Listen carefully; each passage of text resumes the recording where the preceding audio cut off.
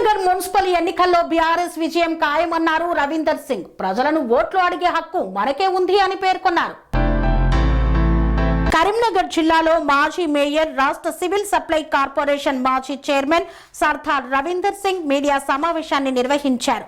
ఈ మీడియా సమావేశంలో సర్దార్ రవీందర్ సింగ్ మాట్లాడుతూ కరీంనగర్లోని మున్సిపల్ ఎన్నికల్లో భాగంగా డివిజన్ వారీగా ఓటర్ల జాబితా సంఖ్య డిక్లరేషన్ కు జిల్లా కలెక్టర్ నోటిఫికేషన్ జారీ చేసిన విషయంపై ఆగ్రహం వ్యక్తం చేశారు. నగరంలోని మున్సిపల్ అధికారులు అవినీతికి అలవాటు పడి ఓట్ల జాబితాను డబ్బులకు కక్కుర్తిపడి కుమ్మక్కయ్యారని సర్దార్ రవీందర్ సింగ్ ఆరోపణ చేశారు. కరీంనగర్ నగరంలో మున్సిపల్ ఎన్నికలు అంటేనే అధికారులకు పండగ వాతావరణం నెలకొందన్నారు. గతంలో డివిజన్ల ఇష్టానుసారంగా విభజన సమయంలో ఎన్నోసార్లు మీడియా ద్వారా స్వయంగా కూడా అధికారులను కలిసినా కూడా పట్టించుకున్న పాపాన పోలేదని ఆవేదన వ్యక్తం చేశారు. నగర ప్రజల నుండి దరఖాస్తులు పట్టించుకోకుండా జిల్లా అధికారులు కనీస బాధ్యత లేకుండా ప్రజాపాలన పేరుతో దోపిడీ చేస్తున్నారని మండిపడ్డారు. ఓటర్ లిస్టులో మాజీ మంత్రి, ఎమ్మెల్యే గంగుల కమలాకర్ కుటుంబ సభ్యుల ఓట్లను ఇతర డివిజన్లో విలీనం చేయడం ఏమిటని ప్రశ్నించారు. నగరంలోని మున్సిపల్ ఎన్నికల్లో ప్రతి ఒక్కరి పోలింగ్ స్టేషన్ను ఇతర డివిజన్లలో వేయడం ఏమిటన్నారు. అధికారులు సిగ్గుపడాలని మండిపడ్డారు. అధికారులు విడుదల చేసిన మున్సిపల్ ఓటర్ జాబితాను పరిశీలిస్తే సిగ్గు లేకుండా ఇష్టానుసారంగా ఎక్కడ పడితే అక్కడ పోలింగ్ స్టేషన్లు మారుస్తూ ఓట్లను ఇతర డివిజన్లలో విలీనం చేస్తూ రాష్ట్ర ప్రభుత్వానికి పట్టం కట్టేలా అధికారులు సన్నాహాలు చేస్తున్నారని పేర్కొన్నారు. పేరున తెలంగాణ అభివందనాలు. ముఖ్యంగా కరీంనగర్ నగరంలో ఓటర్ లిస్ట్ ప్రిపరేషన్లో అవినీతికి అలవాటు పడ్డ మున్సిపల్ అధికారులు ఓటర్ లిస్టును మార్చడంలో కూడా అదే చేయి చాచి డబ్బులు వసూలు చేసుకున్నారు. ఎంత అన్యాయం అంటే, కరీంనగర్ నగరపాలక సంస్థ ఎన్నికలు అవుతున్నాయంటే అధికారులకు మాత్రం పండగ వాతావరణం వచ్చింది. ఏది చేసుకున్నా హవానే నడుతుంది. ముఖ్యంగా బైఫర్గేషన్ ఆఫ్ డివిజన్స్ అని పెట్టినప్పుడే అప్పుడే ఇష్టానుసారంగా చేసినారు. దరఖాస్తులు మార్చమన్నారు, మార్చిన పాపన అసలే పోలే. మరి ఎందుకు ప్రజల దగ్గర దరఖాస్తు తీసుకున్నారో నాకు అర్థం కాలే. దాని తర్వాత ముఖ్యంగా ఓటర్ల పోలింగ్ స్టేషన్స్లో కూడా ఒక్కొక్క ఓటు పోయి ఓటు వేయాలంటే కిలోమీటర్ దూరం దాకా నడుచుకుంటూ పోయే పరిస్థితిని కల్పించిండ్రు. ఒక శాస్త్రీయ పద్ధతిని పాటించలే. ఇంకొక విషయం ఏంటంటే, అసలు వాళ్ళకు తెలియదు ఎట్లా చేయాలనేది. ఇక మూడో విషయం, ఓటర్ లిస్టులో ఓటర్ల నామోద దాంట్లో ఇది కుర్చీ దాంట్లో భాగంగా ఏమైందంటే, ఒక ముసాయిదాను రిలీజ్ చేసిండ్రు. దాంట్లో కొన్ని అబ్జెక్షన్ చెప్పమన్నారు. కానీ ఎవ్వరూ అబ్జెక్షన్స్, మొన్న మీరు చూసిన గంగుల కమలాకర్ గారి ఓట్లు తీసి వేరే డివిజన్లో వేయడం జరిగింది. మనకేంటంటే, ఒక రాజకీయ నాయకులకు మా ఓట్లు ఉన్నాయా లేవా, మా కుటుంబాల ఓట్లు ఉన్నాయా లేవా అని చూసుకునే ఆలోచన ఉంటుంది కాబట్టి అంత మట్టుగా చూసుకున్నారు. కానీ ఓటర్ లిస్ట్ కనుక మేము వెరిఫై చేస్తే కరీంనగర్ నగరం నడిబొడ్డినున్న సిక్వాడి సంబంధించిన ఓట్లు తీసుకుపోయి 64 డివిజన్ అంటే 4 డివిజన్ల తర్వాత కలిపిండ్రు. ఇప్పటికి మార్చలే. ముసాయిదాలా కరెక్ట్ ఉంటుంది, ఫైనల్ లిస్ట్లో మాత్రం పేరు తీసేసిండ్రు. మావాడు న్యాయవాది కాబట్టే నా ఓటు ఉందా అని వెరిఫై చేస్తే తీరా దొరకలేదు. దొరకకపోయేవారు గారు ఇది ఎందుకు దొరకలేదని తీరా వేరే డివిజన్లలో వెతికితే 64 డివిజన్ల ఇక్కడ ఓట్లు అక్కడికి వెళ్ళిపోయినాయి. అంటే రాజకీయంగా సంబంధం ఉన్నోళ్ళు చూసుకున్నారే తప్ప కానీ పాపం ప్రజలకు వాళ్ళ ఓటు ఎక్కడుందే. ఎందుకంటే జనరల్గా 2% అది మెంబర్స్ కూడా చూడరు మా ఓటు ఎక్కడుందని. సో ఇంకా మార్పు రాలే.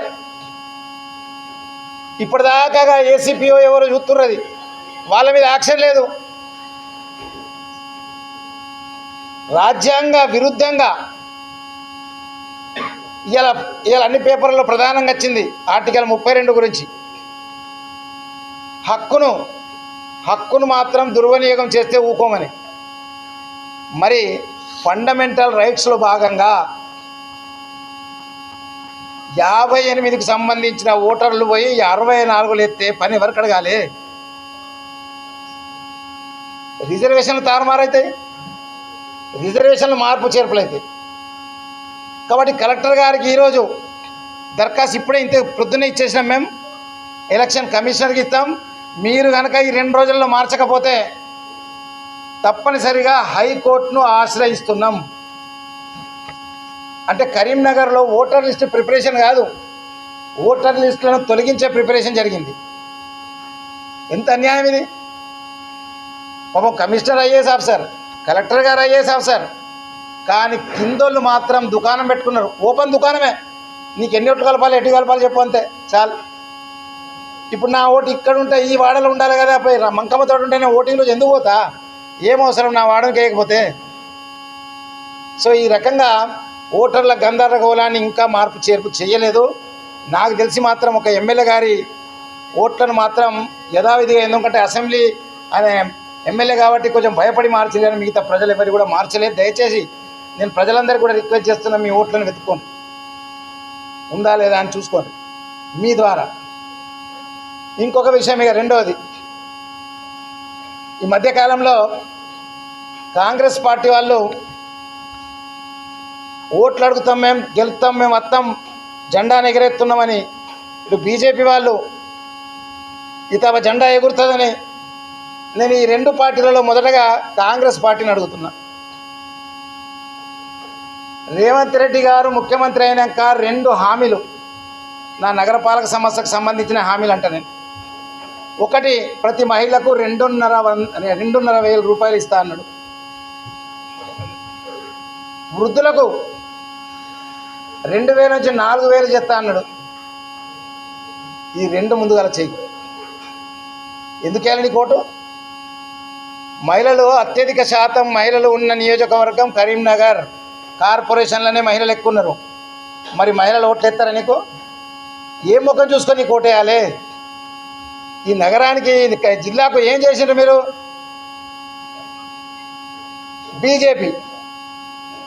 బీజేపీ నేను ఈరోజు ప్రశ్నిస్తున్నా. ఇదే బండి సంజయ్ గారి మీద మాజీ మేయర్ మాట్లాడిండు. ఏం మాట్లాడిండు? మీకు ఒక 2 లైన్లు వినిపిస్తా. ఇట్లా 3 సార్లు 3 వేరే వేరే ప్రెస్ మీట్లలో మాట్లాడిండు. మొదటగా వినిపించేది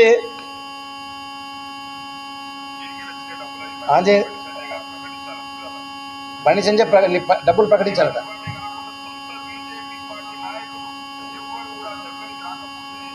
అది అంజేది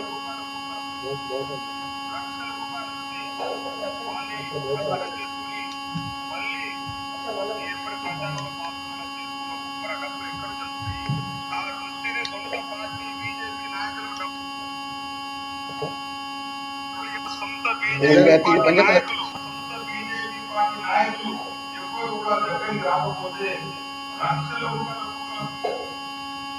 రూపాయలు ఇచ్చి వాళ్ళని మంచిగా చేసుకుని మళ్ళీ ఈ ఎప్పటి ప్రచారంలో ఆ దృష్టిని సొంత పార్టీ బీజేపీ నాయకులు డబ్బులు ఇవ్వాల్సిన స్థితిని ఎందుకు వచ్చిందో మనం వంతు ఆత్మవిమర్శ చేసుకోవాలి. ఆ డబ్బులు సమాధానం చెప్పాలి. మరి మా మమ్మల్ని ప్రజాపతి చాలా మంది, మా కార్పొరేటర్లు, మా కౌన్సిలర్లు, మా సర్పంచులు ప్రలోభపెట్టిన చాలా ఎవరు కూడా ప్రలోభానికి దొంగలేదు. ఎవరు కూడా ప్రలోభానికి దొంగలేదు. కొంతమంది నలుగురు 500 కోట్ల రూపాయలు ఇస్తున్నాడు. ఆ నలుగురు కోట్లతో ఈ రోజు మా ప్రజాపతిని నిధులు ఖర్చు చేస్తాను. అవినీతి చేస్తున్నాడు. ఇది చేస్తున్నాడు. 5 సంవత్సరాలకే ఎంపీలో ఉన్నదా? 5 సంవత్సరాలకే ఎంపీలో ఉన్నప్పుడు ఎందుకు ఏదైనా అవినీతి జరిగితే ఎందుకు ప్రశ్నించలేదు? ఎక్కడైనా అవినీతి జరిగితే ఎందుకు చేయలేదు? ఇంకొకటి 3 వీడియోలు మీ అందరికీ ప్రెస్ గ్రూప్లో పెట్టేస్తా. దయచేసి ముఖ్యంగా నేను ఏమంటున్నా అంటే, అందులో ఆయన ఒక మాట అన్నాడు, గుట్కా వ్యాపారాలను పక్కన పెట్టుకొని ఉండవు అని ఆ వీడియో మీకు హక్కు కేవలం భారతీయ రాష్ట్ర సమితికే ఉంది. ఎందుకుందో నేను చెప్పగలుగుతా. ఈరోజు స్మార్ట్ సిటీ తీసుకొచ్చింది భారతీయ రాష్ట్ర సమితి. ఈరోజు ₹1 నల్ల దేశవ్యాప్తంగా రాష్ట్ర వ్యాప్తంగా తీసుకొచ్చింది భారతీయ రాష్ట్ర సమితి. ₹1 అంత్యక్రియలు తీసుకొచ్చింది భారతీయ రాష్ట్ర సమితి. ఇంటింటికి నల్ల కార్యక్రమం తీసుకున్నది భారతీయ రాష్ట్ర సమితి. ఇల్లు లేకుండా, ఇల్లు కనుక మీ ఇంట్లో నల్ల లేకపోతే మేము ఓటు మాకు వెయ్యకుండాని చాలా ధైర్యంగా చెప్పిన భారతీయ రాష్ట్ర సమితి మా పార్టీ. అంత ధైర్యంగా చెప్పింది. నల్ల లేకపోతే ఓటద్దు, మాకు హక్కు ఉంది. ఈరోజు అడిగేది రాజకీయ సమీకరణాలతోటి ఏదో బెదిరియాలని చూస్తే మాత్రం సహించేది లేదు. ఎన్ని చేసినా ఈ నగరానికి ఎప్పుడన్నా చూసినా సరస్వతి ప్రసాదం అనే కార్యక్రమం భారతీయ రాష్ట్ర సమితి తీసుకొచ్చింది. సమ్మర్ కోచింగ్ క్యాంప్ తీసుకొచ్చింది భారతీయ రాష్ట్ర సమితి తీసుకొచ్చింది. చెప్పుకుంటూ పోతే వైకుంఠ ధామాలు దయచేసి మీరు గమనించండి. చనిపోతేనే అంత్యక్రియలు పోయినాక ఇంత గలీజుగుందారా అంటాం, తెల్లారి మర్చిపోతాం. కానీ ఈరోజు పార్క్ లెక్క అంత్యక్రియలు జరిగితే అక్కడనే భోజనాలు చేసే విధంగా ఈరోజు వైకుంఠ ధామాలను తయారు చేసింది ఏ పార్టీ? భారతీయ రాష్ట్ర సమితి. మాకుంది హక్కు అడిగేందుకు ధైర్యంగా. మాట అడుగుతాం తప్పనిసరిగా. ఇవి చేసినాం మేము. మౌలిక సదుపాయాలు కల్పించేట్లో భారతీయ రాష్ట్ర సమితి రాష్ట్రంలోనే మొదటి ఉంది. ఎక్కడ కాంప్రమైజ్ కాలే. పైపులలో కానీ మీరు చేసింది ఏందో చెప్పండి. ఇంటింటికి చేసిన సేవ చెప్పురు మీరు దయచేసి. ప్రతి దాంట్లో ఈరోజు ఈ నగరపాలక సంస్థలో జరిగే ఎలక్షన్లలో మాకు పూర్తిగా నమ్మకం, విశ్వాసం ఉంది. తప్పనిసరిగా భారతీయ రాష్ట్ర సమితికి ఎందుకంటే చేసినాం కాబట్టి అడుక్కుంటున్నాం. చేసి పనిచేసి ఓటు అడుగుతున్నాం తప్ప ఈ కుట్రలు కుతంత్రాలతోటి ఓటర్ లిస్టులను మార్చడం కాంగ్రెస్ పార్టీ, అబద్ధాలు చెప్పడం బండి సంజయ్ గారి పార్టీ. ఇది కావాలా అది కావాలా? మీకు కావాల్సింది అభివృద్ధే కదా. మీ ఇంట్లో నల్ల లేకపోతే మేము ఇంటికి రామని చెప్పినాం, గడప తొక్కమని చెప్పినాం. అవి అంత ధైర్యంగా ఓటు అడిగిన వాళ్ళం మేము. కాబట్టి దయచేసి ఓటర్ మహాశివులు కూడా ఆలోచించాలి. తాపకేదో మాట్లాడి ఏదో చేసినందుకు కాదు. నీ పక్కనున్న వాళ్ళే నేను విమర్శించారు. నేను ఎక్కడ విమర్శిస్తలే నీకు. నా పార్టీ చేసిన ప్రోగ్రాంలో భారతీయ రాష్ట్ర సమితి నగరపాలక సంస్థకు చేసిన ప్రోగ్రాంలను అంత ధైర్యంగా ముందుకు పోయి అడుక్కునే ధైర్యం చేస్తున్నాను. కాబట్టి ప్రజలందరికీ నా రిక్వెస్ట్, గమనించండి, ఒకసారి గమనించండి. ఇంతకుముందు పాలన ఎట్లుండే, బీఆర్ఎస్ చేసిన పాలన ఎట్లుండే, ఎట్లయితే స్మార్ట్ సిటీ. ఎన్నడన్నా స్మార్ట్ సిటీ మీటింగ్కి వచ్చిండ్రా? ఢిల్లీకురా దండం పెడతామని చెప్తే రాలే. ఢిల్లీకురా అని దండం పెడతామని చెప్పిన నా బాధ్యత, నేను మేయర్ ఉంది కాబట్టి ప్రతి కార్పొరేటర్ని ఢిల్లీకి తీసుకుపోదాను, రాలే. మరి ఎందుకు రాలే?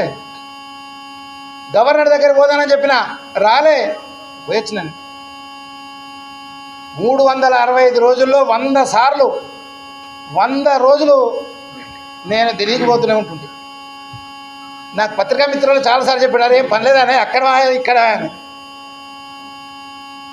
సో ఆ రకంగా కష్టపడి సాధించింది స్మార్ట్ సిటీ. నువ్వు తీసుకొచ్చినావంటే సరే, నిధులు సెంట్రల్ గవర్నమెంట్ రాసిన పరీక్ష రాసింది మాత్రం మేము. పరీక్ష పాస్ అయితేనే ఇచ్చిండ్రు, ఫెయిల్ అయిన వాళ్ళకి ఇయ్యలే కదా. మరి కరీంనగర్ పరీక్ష రాసింది, పాస్ అయింది, భారతదేశంలోనే 11th ప్లేస్లో నిలబెట్టించిన ఘనత భారతీయ రాష్ట్ర సమితి. భారతదేశంలో 11th ప్లేస్ కరీంనగర్.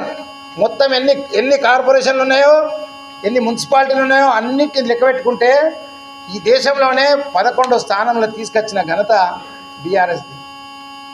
మరి నీదేందుకు చెప్పురు? మీ ఏం చేసినాం చెప్పేందుకు ఏమో చెప్పు. నాకు మీ వాళ్ళే అంటారు గుట్కా బిజినెస్ అని, నేను అనలేదు. మీ వాళ్ళే అంటారు అవినీతి అని. మీరే స్మార్ట్స్లో పని జరుగుతున్నాయని దరఖాస్తు ఇచ్చారు, ఆ దరఖాస్తు ఎక్కడ పోయిందో తెలియదు. మీరే గుట్టలన్నీ ఉన్నాయని దరఖాస్తు ఇచ్చారు, ఎక్కడ పోయిందో తెలియదు ఆ దరఖాస్తు. మీ పార్టీకి వెళ్ళి ఆ మహేందర్ రెడ్డి రిటేసిండు, మరి ఏమైందో మాట్లాడే ముందు దయచేసి ఇది తీసుకొచ్చినా అది తీసుకొచ్చినా కాదు. ఇక మొన్న కొత్తగా నేను చూసిన, సిరిసిల్లకు పోయిండు, ఇక్కడ నన్ను గెలిపింది మున్సిపాలిటీని, మీకు నా గుండెలో స్థానం ఇస్తా అన్నాడు. కరీంనగర్లో ప్రెస్ మీట్లు అన్నాడు, గుండెలో స్థానం. జమ్మికుంట పోయిండు, అక్కడ అన్నాడు. నీకు 7 సంవత్సరాలకి వెళ్ళి నువ్వు అధికారంలో ఉన్నావు కదా, 5 సంవత్సరాలు ఎంపీగా, 2 సంవత్సరాలు కేంద్ర మంత్రిగా. అంటే ఇప్పుడు అప్పటిదాకా 7 సంవత్సరాలు వీళ్ళందరూ నీ గుండెలు లేరా? ఓట్లు వేయలేదా నీకు? కాబట్టి న్యాయధర్మంగా చెప్తున్నా నేను, మేము తీసుకొచ్చినాం. దీనిపైన చర్చ కనుక అయితే మీ టెంపుల్, మహాలక్ష్మి టెంపుల్లో కూడా దండం పెట్టి ఆ తల్లి కాలు మొక్కి నేను చర్చకు సిద్ధమవుతా. ఒకవేళ ఇవి మేము చెప్పిన అబద్ధమైతే, రూపాయి నెల, రూపాయి అంత్యక్రియలు చేసిన ప్రోగ్రాంలు అవన్నీ అబద్ధమైతే నేను ప్రమాణం చేయగలుగుతాను. మరి మీరు ఏం తీసుకొచ్చారో బండి సంజయ్ సమాధానం చెప్పాలి. బండి సంజయ్ సమాధానం చెప్పాలి. ఇవన్నీ నేను తీసుకొచ్చిన ఎందుకు ఎన్నికలు పోతాం కదా, గడప గడపకు పోయి అడగవలసిన అవసరం ఉంది మనకు. గడప గడపకి వెళ్ళాలి, ఓటు అడగాలి. మరి అడగాలంటే మీరు అడుగుతారు కదా, అడగండి జనాలను. ఎవరు నీ దగ్గరికి వచ్చిండ్రు? ఈరోజు అడుగుతున్న నల్లా లేని ఇల్లు ఉందా అని. ఎక్కడికి వచ్చింది? మీ దగ్గర ఇచ్చిన అమృత్ పథకంలో ఏముంది? రేవంత్ రెడ్డి గారి చుట్టపుల కాంట్రాక్ట్ ఇచ్చినావు. నేను ఒక సవాల్ ఇస్తున్నా బండి సంజయ్కు, నువ్వు ఇచ్చిన దరఖాస్తులు విడ్రా అయినవా? ఏం లాలిచ్చో నాకు చెప్పాలి, దయచేసి ప్రజలు చెప్పాలి. ఇచ్చిన దరఖాస్తుని పెద్దగా వచ్చింది పేపర్లలో, అన్ని పత్రికా దాంట్లో వచ్చింది స్మార్ట్ సిటీలో జరుగుతున్న అవినీతి అని. మరి ఆ దరఖాస్తు ఏమైంది? కేంద్ర మంత్రివే కదా, కేసు పెట్టి ప్రజల దగ్గర పోదాను. ఎవరు అవినీతి పనులు తెలిసిపోద్ది కదా. కాబట్టి దయచేసి అబద్ధాలు మాట్లాడి ఓట్లు అడగండి. ప్రజలందరికీ నా రిక్వెస్ట్, పని చేసినాం కాబట్టి మీ గడప గత్తం దండం పెట్టుకుంటాం. మీ గడప గత్తం దండం పెట్టుకుంటాం. ఆశీర్వదించండి, బీఆర్ఎస్ పార్టీకి ఆశీర్వదించండి, గెలిపియండి. మళ్ళీ మీ సేవలో ఉంటాం. ఎప్పుడైతే ఇంతకుముందు ఏ రకంగా సేవ చేసినామో అదే రకమైన సేవ మళ్ళీ మీకు అందిస్తాం. ఇట్లా మోసం చేసేది లేదు, ఏది లేదు. ఇంకా మౌలిక సదుపాయాలు కల్పించే ఇంకా ప్రయత్నాలు చేస్తాం. తప్పనిసరిగా అందరికీ అందుబాటులో ఉంటాం. కాబట్టి ఆ హక్కు, ఓటడిగే హక్కు మాకే ఉంది. కాబట్టి దయచేసి మమ్మల్ని ఆశీర్వదించండి. తప్పనిసరిగా ఇప్పుడు మళ్ళొకసారి బీఆర్ఎస్ పాలన నగరపాలక సంస్థకు అవసరం కాబట్టి మీరందరూ సంపూర్ణ సహకారం ఇవ్వాలని కోరుతున్నాను. జై తెలంగాణ, జై తెలంగాణ.